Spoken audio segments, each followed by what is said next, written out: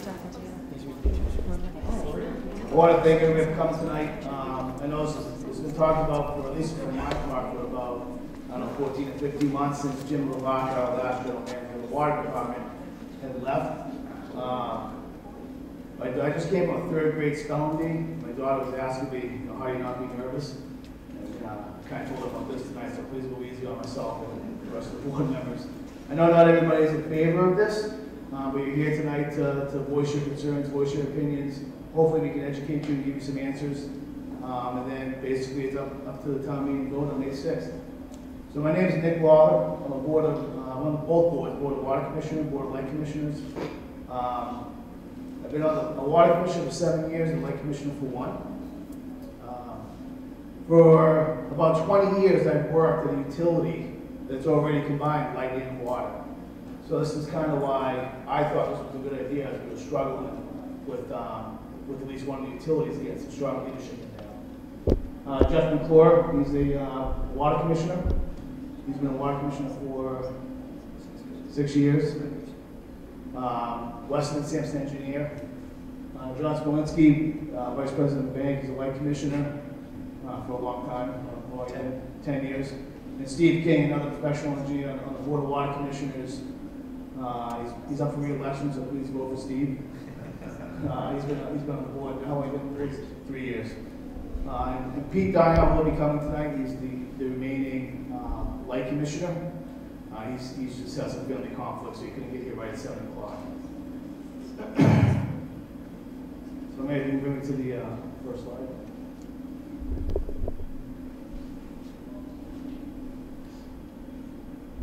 So I wanted to lay out just a quick agenda for tonight, so that way we can keep some order and respect everybody's time. I know we all have busy lives in front of us, so here's a brief agenda. We've done introductions, go over some reasons why we considered consolidation, go over some coverage structure and goals, benefits of the consolidation, the process. I know there's been a lot of questions about the process that takes place for this to happen. Survey results, which was a small piece that we conducted back in the fall. You know, they will open the floor to some questions from the folks that showed up tonight. Just some rules for the questions so we can maintain some order. Everybody, you know, we can be here as long as we need to be. This mic will be turned on when questions come forward. Please state your name and where you live for the record. Ask your question, we'll answer the question. If there's multiple questions, just please ask one at a time. We're shooting for maybe 2 minutes per question.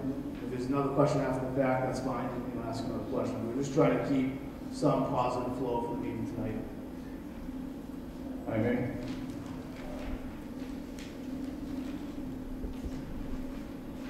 So there were a few things that led us to thinking that a consolidation was the right play for the town. And one of the plays was a financial play. Both utilities face upward pressure on rates for different reasons. The water department has aging infrastructure. We have pipe in the ground that's over 100 years old. We have water tanks that are aging that you see now we're starting to replace. We have wells that are failing. And there's just upward pressure on rates due to that. The treatment plant works great. It works wonderful 95% of the time. We have issues with capacity. That treatment plant was built in 2000, 2001. The town, as you know, has grown quite a bit since then. And the iron and manganese levels from the sources have gotten worse over time, which now requires us to maybe do some pre-treatment prior to the filter runs. And there's been increasing demands. People want cleaner water than they wanted 20 years ago. There's been increasing demands as far as how much water we need to pump, and there's increasing demands on the water quality that we give to the residents. And that all comes obviously at an additional cost. On the electric side, there's uncontrollable increasing fixed costs, both with transmission and generation. These are costs that the Georgetown Light Department has no control over. It represents a large part of the budget. They're fixed costs, and that's just to be connected to National Grid, those wonderful sub-transmission lines that you guys see through the old road right away, and for generation lines to be online. There's increasing demand to have more renewable energy mix. I'm not sure if Dan Cameron's here, but if you follow any of his posts on Facebook, you can see that the residents in this town want renewable energy. And again, that comes at a cost. There's also legislation out there that is going to start requiring this to happen no matter what. And there's a couple of bills out there, and I'll talk about that a little bit later. There's also increasing demands, and some of this is from the board level, to be grid resilient. We had a windstorm last March that knocked us out of power for about 18 to 24 hours, some a little bit longer. We were fortunate in that windstorm. And Dave Schofield and myself went down to National Grid to talk to them about that storm. And they got access to fix those sub-transmission power lines that we're paying so much for to a farmer's right-of-way. It was 3,000 feet into a swamp to get to that tree. Dave said if they didn't get access to that right-of-way, we would have been out of power for 3 days. So to become more grid resilient, and to give us some options if that is to happen in the future, there's an obvious cost to that.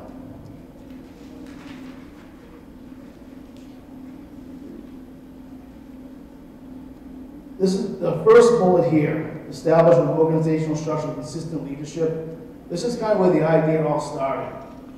So I was first a Georgetown Water Commissioner, and we've been through 3 managers and currently have a consultant firm managing the department in the last 5 years. That has a negative impact on morale, has a negative impact in the community, and it's something that we as boards need to fix. There's been no other second place people when we interview for the people that we want to hire.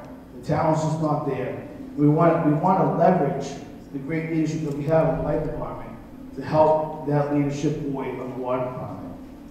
For instance, on the light department side, we've had 2 managers in the last 30 years, 3 in the last 50 or 60 years. And that's true across the electric industry. We tend to find managers that come and stay and provide value to those communities for long periods of time. We want to take advantage of the economies of scale. So right now you have 2 small departments that are inside of 2 buildings.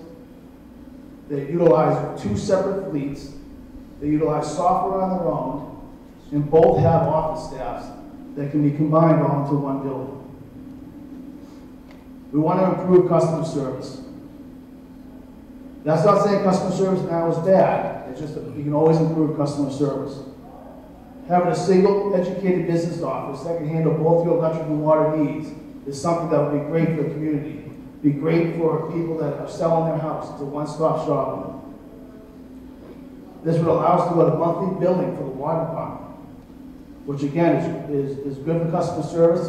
Well, one of our biggest complaints on the water department side is when we find leaks, and they're on the customer side of the meter. And unfortunately, we read meters quarterly.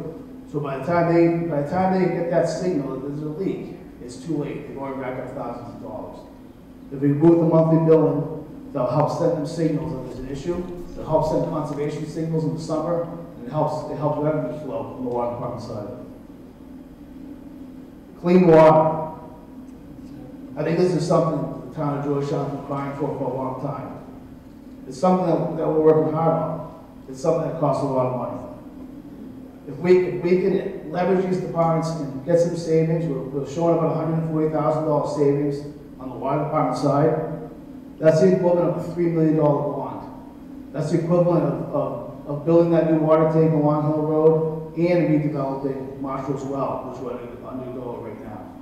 That's real money. That's things that help our water quality.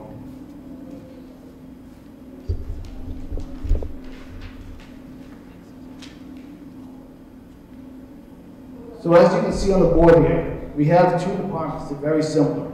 You have 2 elected boards, 3 individuals, 2 general managers. Keep in mind that the water department general manager position is currently open. You have an operations staff led by an operations manager. You have a business office, and you have engineering consultants.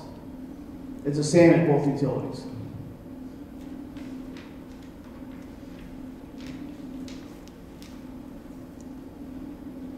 So again, just to show the things that are affecting rate increase and some of the goals of the 2 departments.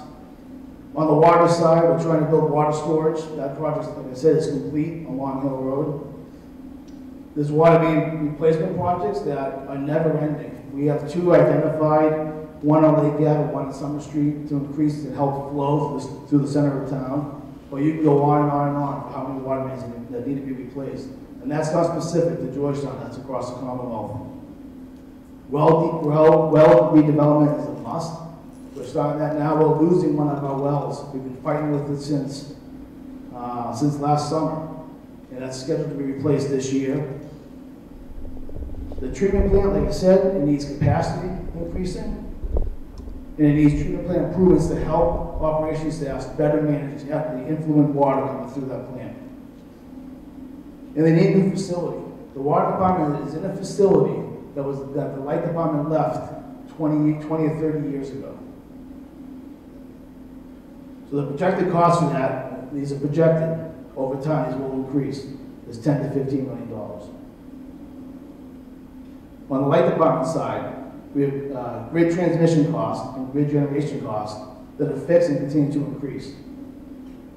To speak more about those renewable energy standards, currently right now, the light department is 40% carbon free. There's two pieces of legislation out there. One has us getting to 80% by 2050, and that's a municipal light plan sponsored bill. And one, by Senator Jamie Eldridge, is 100% by 2035. Regardless, there's upward pressure to become more renewable, and that again impacts rates. We talked about the grid resiliency and how important that is for this community, and they want to renovate the existing building. So the projected cost of the light department side is $7 to $12 million. I have a question. When you say renewable, does that mean like buy from a renewable source, like hydropower or something? Is that? Yeah. Renewable energy is defined by the Commonwealth. It's hydro energy, it's solar.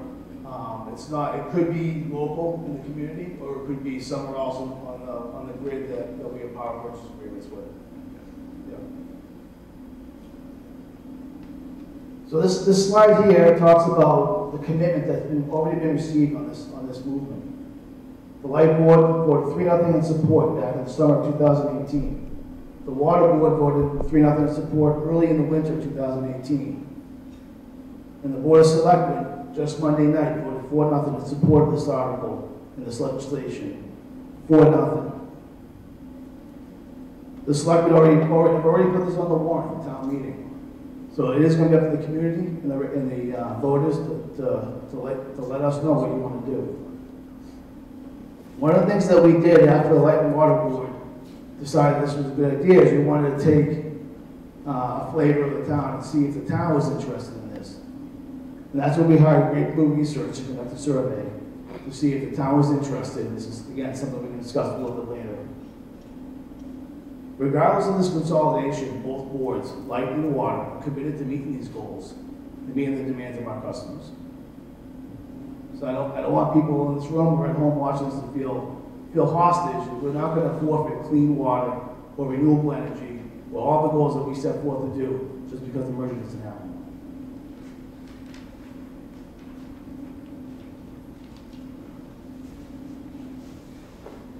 So to get to some of the benefits of the consolidation, the first one is obviously the short-term savings.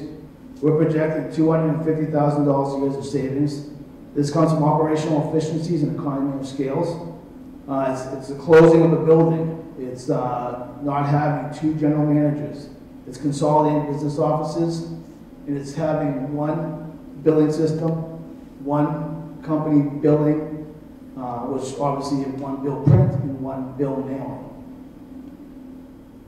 This combined long-term savings opportunity is over $1.1 million per year. These are savings that would be realized most likely years 4 and 5. And these aren't operational savings like the $250,000 a year. I don't want to make that distinction. These are all opportunities. If the water department was to leave the building that they're in, that they pay the light department $1 per year to be in, there's opportunities of putting peak shaving generators there. They return $800,000 a year. And as I said before, both departments need new facilities. Rather than building two separate facilities that are projected $2.5 million, you end up getting one facility renovated, the light department facility at 94 Searle Street for $1.2 million. The water department goes to monthly billing. This gives the water department better revenue control and better flow for the department. It allows us to plan and project our revenues and our expenses throughout the year, rather than just get four billing periods per year. It's also important to note that water demands and water usage is highly seasonal and highly dependent on the weather. So without monthly billing, it's hard to predict throughout the year without knowing how the summer's going to be or how people are going to use water depending on the weather. There's a projected savings of about $10,000, or we spent up to tens of thousands of dollars to bill into meal bills. Again, we talked about the shared business and customer service staff. Right now, we have 2 business staffs, customer service staffs, that are doing the same thing for 2 different utilities. We would educate one staff to answer all those calls.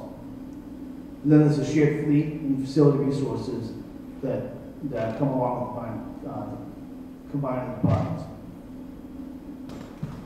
Some of the intangible benefits of having one elected 5-member board. This is an enhanced communication and helps streamline operations.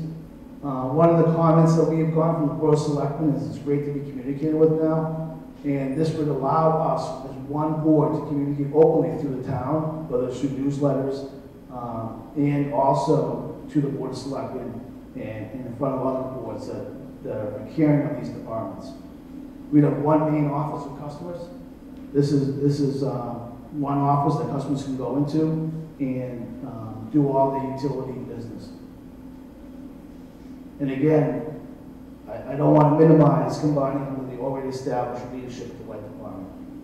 2 managers in the last 30 years.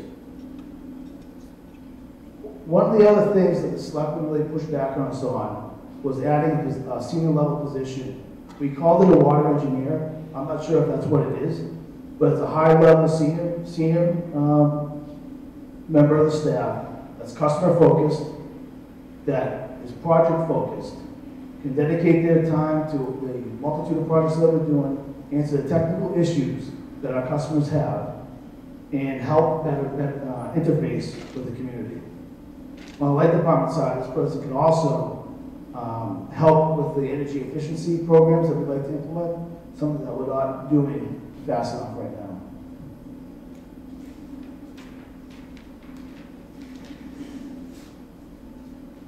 So this is what a combined Georgetown Light and Water Department would look like. 5-person board, general manager, electric operations staff reporting to a general line foreman, the water operations staff reporting to, again, what we call a water engineer, but it's a high-level senior water person, a business office, and engineering consultants. It's not that much different than what you saw before as 2 different utilities. It's just under one roof.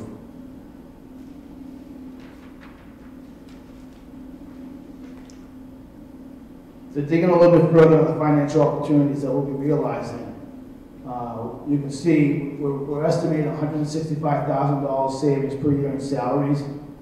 Now this isn't just salaries paid out as wages. This is the full benefit that the employees receive as being a member, an employee of these departments. So we're projecting that the savings of not having a general manager is about $165,000 a year. From combining office staffs, we're projecting a savings of $105,000 per year. We have an increase because of the water engineer of $135,000 a year, but that also offsets about $30,000 of other engineering functions that are being completed. And the delta there is $165,000 a year savings. The building and fleet, the majority of that $30,000 comes from the shutting down of the facility. No insurance, no utility bills, no maintenance, stuff like that. The billing is, again, is the cost that we project to save on a single bill. This isn't going to happen, again, this won't happen in year 1. There's a lot of work that has to happen on the field for this stuff to take place. But it's $45,000 worth of savings projected there. And then in software, because both departments utilizing software that they can use together, that we project $10,000 of savings.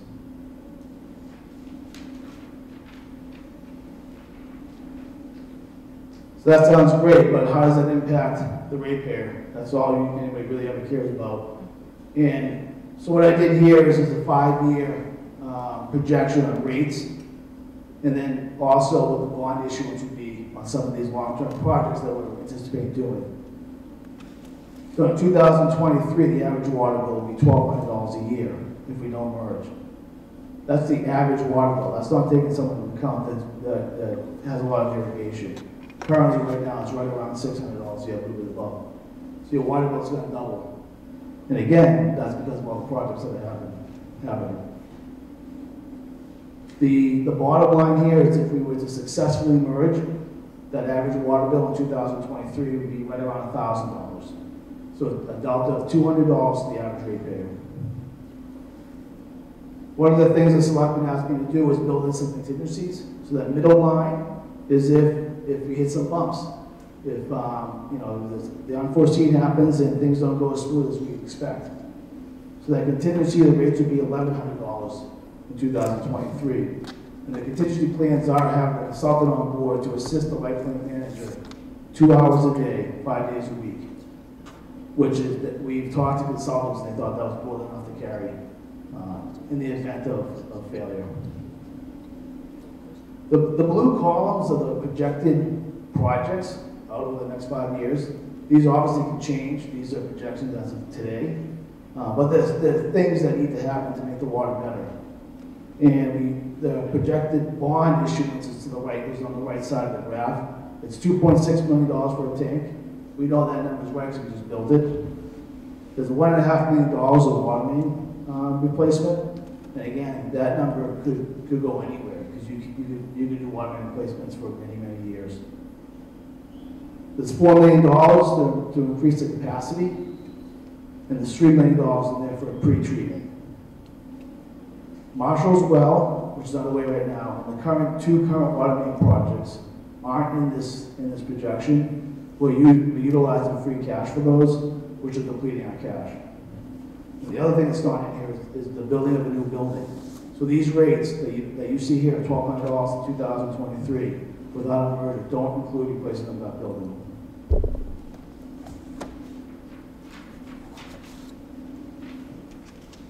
Everywhere I go, everyone's always asking me kind of a timeline on some of these water projects. So I threw some of these up there. The storage tank we talked about, that's completed. Marshall Well, that's our biggest producing well. It should be our biggest producing well. That's scheduled to be completed this year, end of this year. And then we're replacing water mains on Lake Ave and Summer Street. And that should start later this year and finish next year. And then the treatment plant upgrades, again, these are projects, multiple $1 million projects that could go on forever, or at least for 4 or 5 years.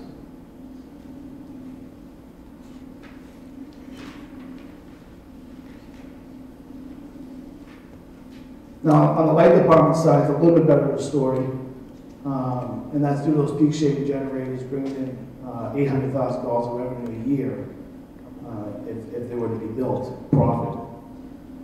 So in 2023, we're looking at an average utility bill of $1,640. That's compared to today, just over $1,500. If things go well with the merger, we're looking at $1,400 a year.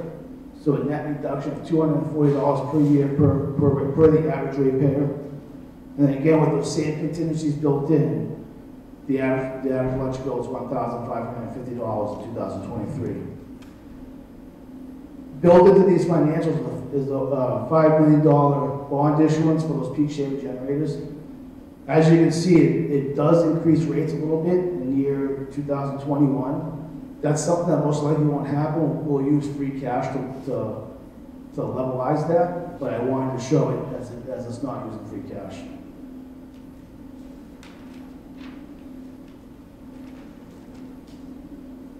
So the process that took place here, and there's 5 steps on here, and I left out about 5 other steps before we get to step number 1. Step number 1 that's not on here was our 3rd general manager of the water department leaving, and us being kind of in a pickle. And step number 2 is me walking my dog and thinking, what are we going to do? This is crazy. We can't keep on doing the same thing over and over again, expecting our water to get better, and expecting things to improve for both staff and for the community by doing the same exact thing. And then step 3 was me pitching this idea to the Board of Water Commissioners, and them looking at me like I had 5 heads. But if you want to believe step one was the Board of Water Commissioners voted 3-0 in support of this legislation, that's a great place to start. And then shortly after that, step two was the Light Department voting in support. And again, that wasn't something that happened overnight. That was something that after many, many conversations. And then even more conversation with the Board of Selectmen. I'm sure many of you have seen me at these meetings on TV. We've had probably 6 to 8 meetings over the last 12 months discussing this plan. And again, that was the board that wasn't in support of this on day one. It's the board that asked a lot of tough questions and got us to where we are before they voted to support this 4-0. Step 4 is where the voters come in. And that's really what decides if this moves forward. And that's the beautiful thing with democracy. If the voters don't want this, then we go back to the drawing board and think of other things to do. That town meeting vote is on May 6th. And the last piece of the puzzle, and thankfully Lenny Mayer is here to help us with that, is legislation at the State House. Lenny said no problem.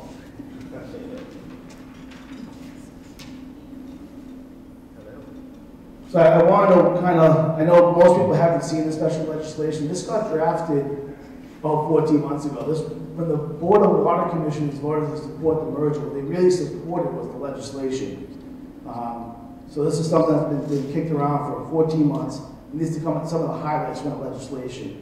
But what it does is it consolidates the Light and Water Department under the management of the Light Department, current Light Department manager. And who is Dave Schofield? Dave's here. We have questions directed for Dave. Dave can answer those tonight. And another important piece of that legislation is the Mass General Law for both light and water stays the same. Nothing is changing for the authority of the Light Department, nothing's changing for the authority of the Water Department. Light Department stays under Mass General Law 164 and water under 41. And then one of the most common questions that I see in here talks about the funds. And that stays unchanged. Georgetown Water Department remains an enterprise fund. Their finances, their accounts, their revenue go to the water department. Goes to water department employees, goes to water department rates. Projects. The Light Department funds are the same. They stay with the Light Department. There's no commingling of funds. That's not legal. And it was nothing that was ever considered by these boards. These rates stay to those projects, to those departments. The employees of both the existing Light and Water Department get transferred to the new Light and Water Department under the existing Light Department manager and the new Light and Water Department board. And that new board will consist of 2 current water commissioners and 3 current light commissioners. They will serve out their terms and they will run for re-election as they would for their current boards.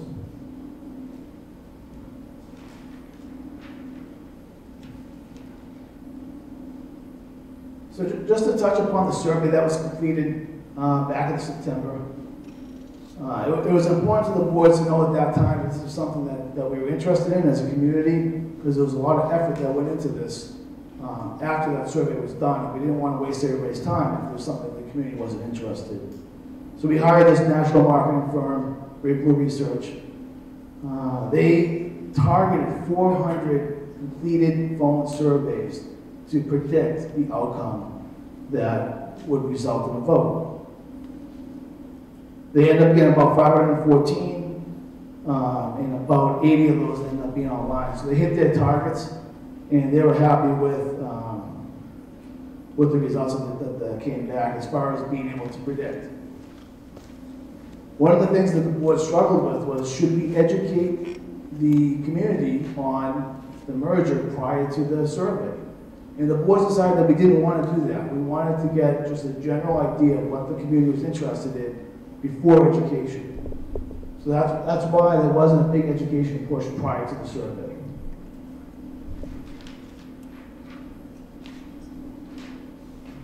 %, support the survey support the merger without any education.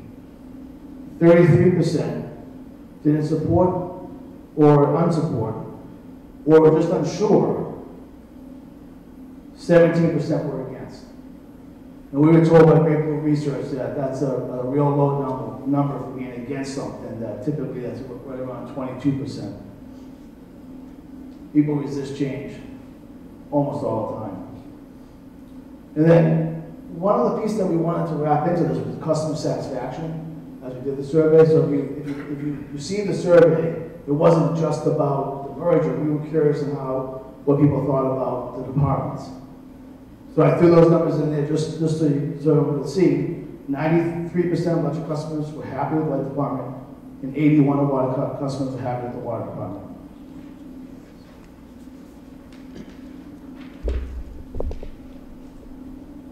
When we started to dig back into the survey and find out, what our target is, why don't people support or not support, why don't people care, the biggest thing that came back was people didn't know. They wanted more information, which is natural. It didn't shock us. Great Blue indicated that we got out and educated people. We had some surveys out there. We have tonight. We've been on TV in front of the Board of Selectmen several times. We've been trying to educate that we would get a 70 to 75% of the community in support of this.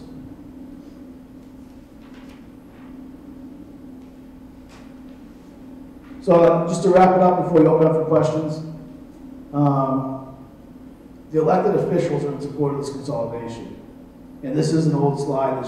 Like I said, on Monday night, you had the Board of Selectmen vote 4-0. So the Board of Water Commissioners 3-0 in support, Board of Light Commissioners 3-0 in support, Board of Selectmen 4-0 in support. I've also spoken with the Finance Committee, who is very supportive of it as well, and they're probably voting on this tonight as we speak. I would be surprised if that vote doesn't come back in support of this as well. The survey indicates that townspeople want this and support of the consolidation. And it's an opportunity for us to get better as a community, as a utility. Improve our customer experience, improve our finances, and just improve how we interact with the community. And again, May 6th, 2019, that's where you have your opportunity to support this, not support this. It's really up to the voters. And there's one piece that I left out. So one of the things the Board of Selectmen asked us to do was to have our numbers vetted out, have this idea vetted out. So we hired AECom to look at the plan and to let us know what they thought. And AECom presented to the Selectmen on Monday night their letter of support. And I thought, I'm not going to read the whole letter to you, it's 5 pages long. But what I will, I'll read the beginning. And what AECom had to say was a national organization, top-notch engineering firm. They said the nexus between power and water has always been critical in the utilities industry. It takes power to produce water and water to produce power. Consolidation of power and water utilities has become a great topic of both discussion and action across the nation. Most recently, Eversource purchased and consolidated into their operations a major water utility company, Aquarium, in an effort to bring cost savings. The town of Littleton, Massachusetts has successfully operated a combined water and light department for years. Mergers such as these and the ongoing discussions at the municipal level regarding regionalization and local utility mergers are a very progressive way to look at the future of the industry. Most importantly, providing reliable, cost-effective, environmentally sensitive, and efficient utilities to the ratepayers and customers. Both state and federal governments recognize the critical link between power and water. Massachusetts, the Clean Energy Center, has aggressively supported innovation in both sectors. The Massachusetts DEP has launched several efforts that include both technical and financial support at the crossroads between water and power. Georgetown is clearly a leader and visionary in its efforts to move forward with the progression plan to consolidate its operations. Your plan will realize institutional efficiency, cost savings, and most importantly, customer satisfaction. Then the report goes on and talks about some of the things we talked about tonight. We've got some of the numbers and some of the ideas that we believe in there.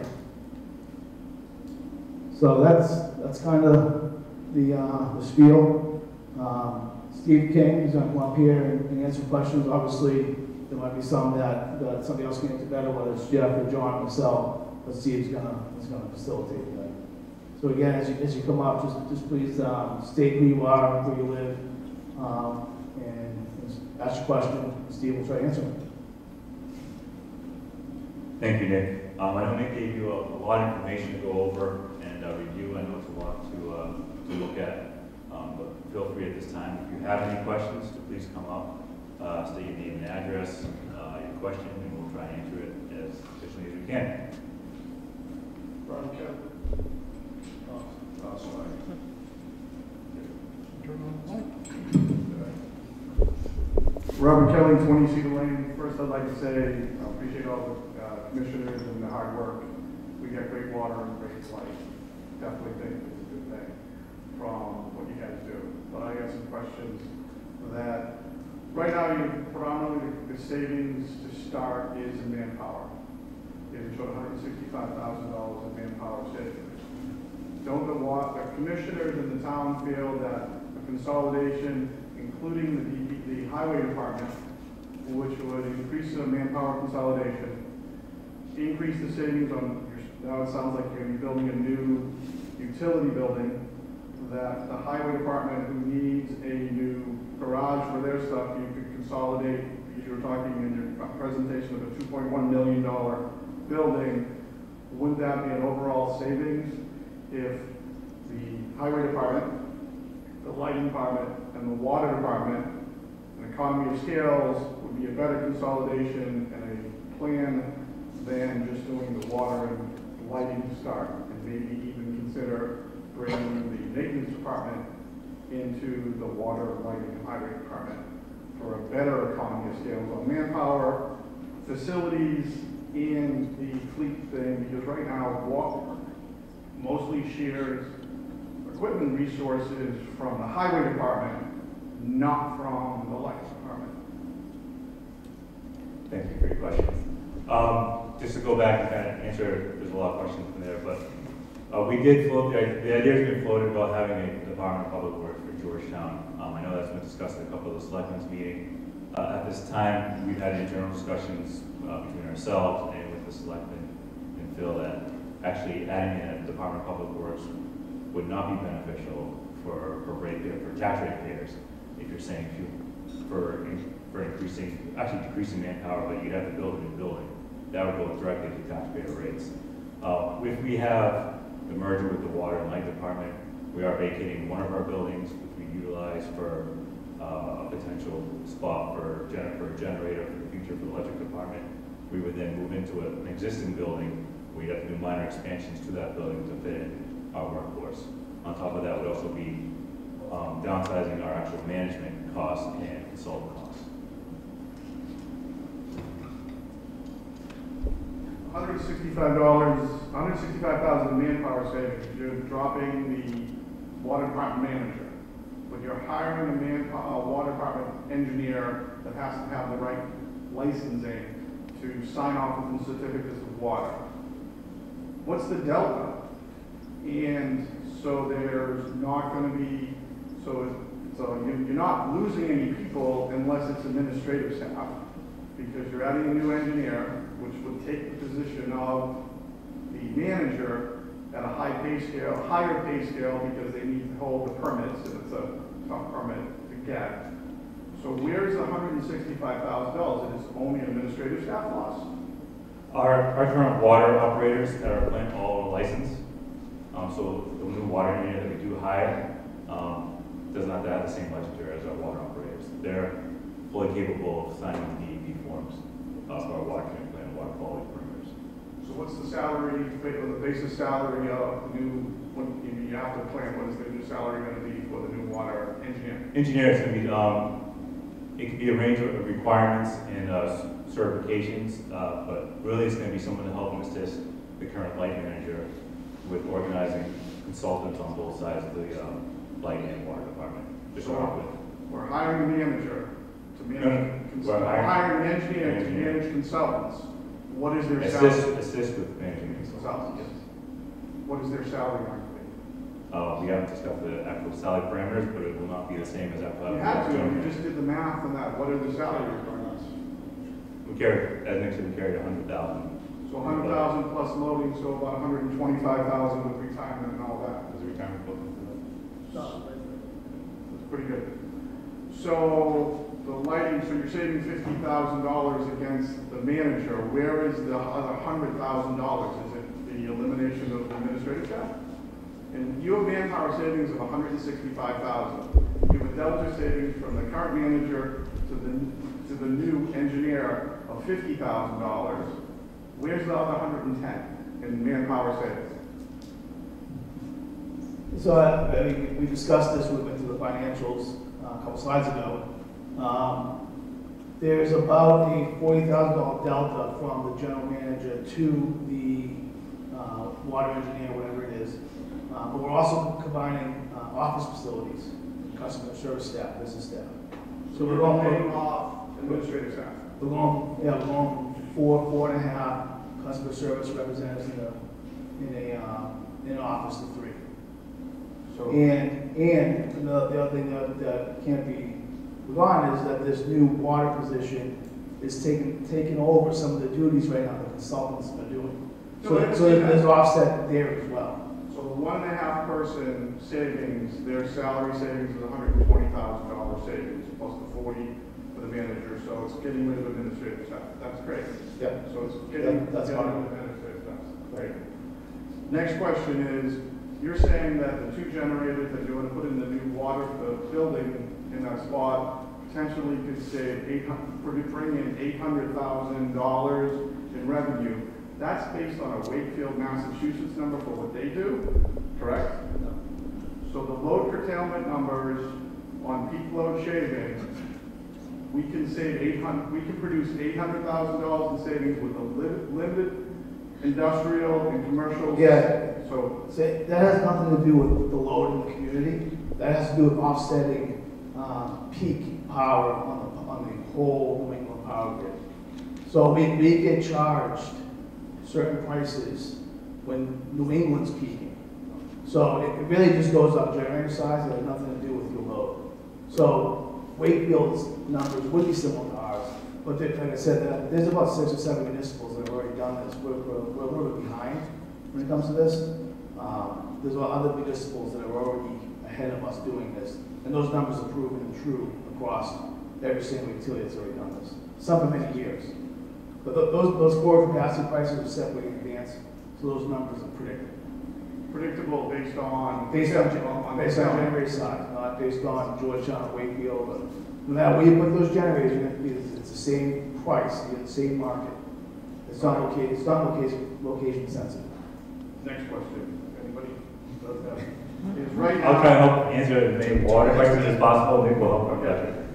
on the electric part. Currently, I asked this, the light department employees pay 30% of their health insurance.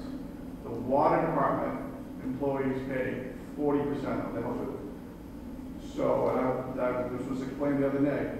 There is no plans to give the merge department, including the administrative staff, the 30% health insurance copay or contribution that the lighting department. So you will not be giving the new merge people or the new administrative staff the same 30% health insurance compensation package. Statement or question? Question, are you going to say you're not going to do it? That's correct, right? Those are covered in the collective bargaining agreements.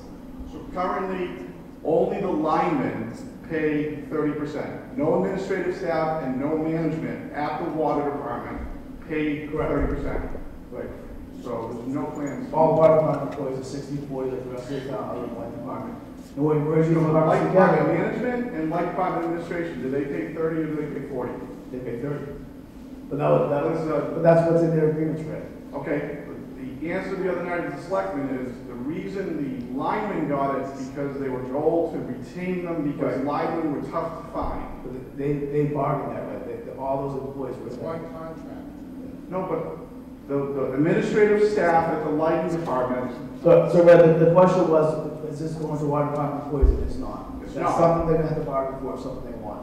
so I can't believe that you're gonna tell me in this merger that the administrative staff that you pulled from water into light aren't going to get the 10% savings. It's not gonna happen. It's gonna be bargained for.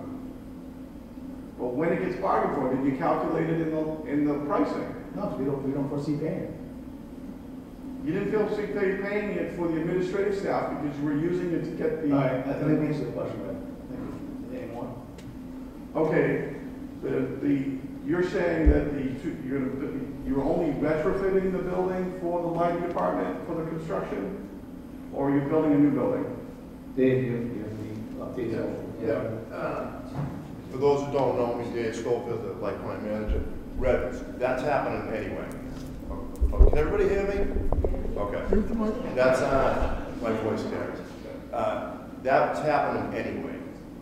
We're gonna be doing it, it's an old building, we need it for a variety of reasons, okay? That's really where there's a lot of savings. We're gonna do it anyway. It'd be nice to share the cost with somebody to do that. And the building down on Bolton Street, which is ours, we need the space and it's way past its design life. So the water company, from what I understand, is gonna be probably looking for a place anyway at some point. I hope that answers you. Okay. We added $200,000 into the material plan to take on the water department as a conservative jump, just in case it was unforeseen to that building expansion. In closing, well, statement, not a question. I think the merger, the concept is good, but the town, the lighting, the water department are looking very progressive. It's a great concept, but not to consider the benefits of the DPW using the highway and the maintenance facility. We're looking short term. I understand clearly, hey, try it, but we'll get more economies of scale if we do the other two departments to save the money. It's progressive, it's great, but I don't think you get one shot at these things. And so, I think it's a better idea to merge the others. We don't get one shot at this. This is something that could evolve over time. It's not a one and done. And we did consider DPW, it's just not something we were interested in moving forward at this time. Thank you. Thanks, Greg. My name is Sharon Freeman. I live at 50 Main Street. I have a couple of questions. Some of them are clarification because I'm not sure I'm clear. First is just a lay of the land. Are you in the seats? Are you elected or do you work there? We're all elected. You're all elected. Okay. So my first question is, I'm a little unclear about the building. So if you consolidate, is the new building part of that? If the town agrees to the consolidation, are we also agreeing to a new building? No, the water department will be vacating the existing building on Bolton Street and moving over to the existing electric light building on Cyril Street. So I thought in the slides there was information about a new building. There's some planned expansions that the light department is doing at their current facility.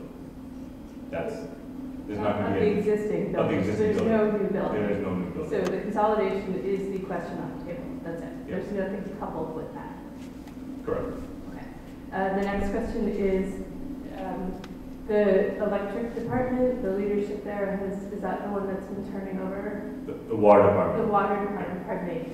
So the consolidation, I don't understand the root issues of that, and I'm just wondering how the consolidation will address that level of turnover. Of course, you hope that would, but they seem to be two different levels of expertise, and I'd like to understand better how you feel that will address that level of turnover. Thank you. We've put our heads together and tried to come up with ideas of why we think there's been so much turnover at the water department. For a reason, people moved on to other jobs or other cities in the same line of work. So the salary issue perhaps, and consolidation might help with that. I always thought we were competitive enough, but maybe not. But we understand that the current line manager, Dave, has been there a long time. We hope he'll stay with us during this merger. And we understand he has some great leadership qualities, and we hope to bring that to both departments. And then for the administrative staff and the consolidation, will that require a layoff of current employee or employees? The business department, the customer service, or those vacant positions? We have some vacant positions right now. One layoff will be required. Those are my questions. Thank you. Thank you.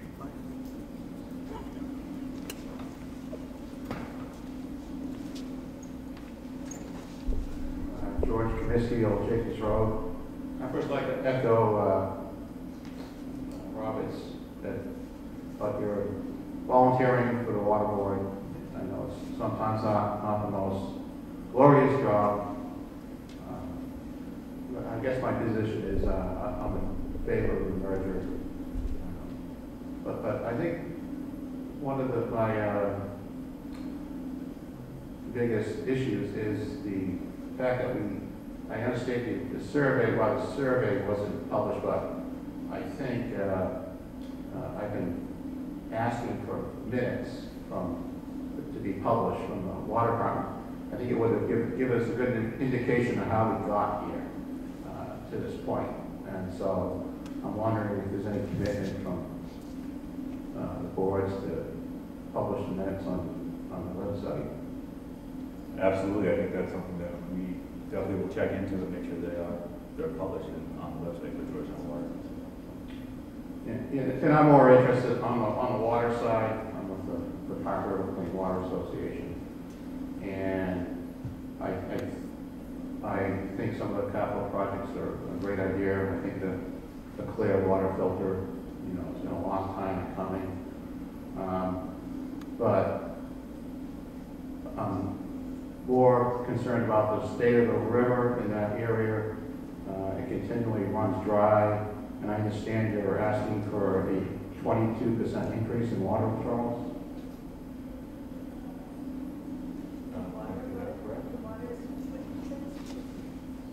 Is that based on this new permit that was just filed? Thank you. I'm sorry, can you clarify? Water withdrawals. I think That is within the water main withdrawal. Yeah. So I'm wondering if what the basis is for the increase in that projection. I mean, I think it could have quite an effect on the Parker River, especially in the Wellfield area. Population projection.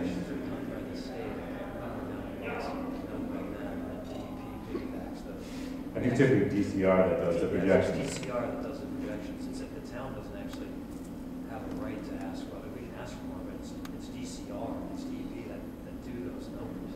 They tell us what we have to meet. Well, That's my understanding of it. I think that what happens first is they have a meeting with DEP and they go through this, what's called the water needs forecasting. For DCR? Well, DCR was at the meeting, I was at the meeting. Dwayne Levanti was there from the Water Management Agency. And they say, based on projections, you can ask for this amount.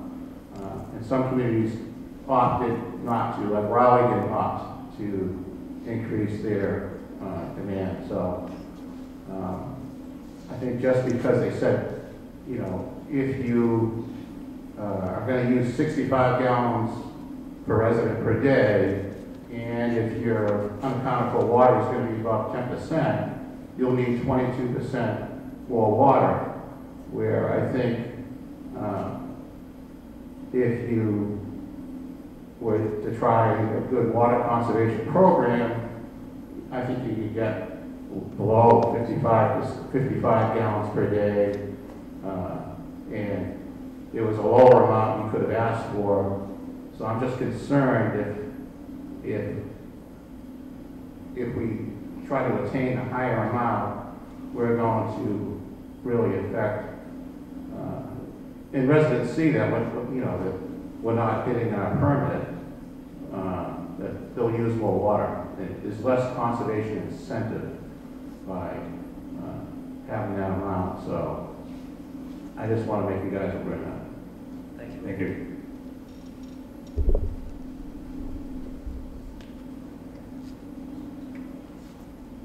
Any other questions?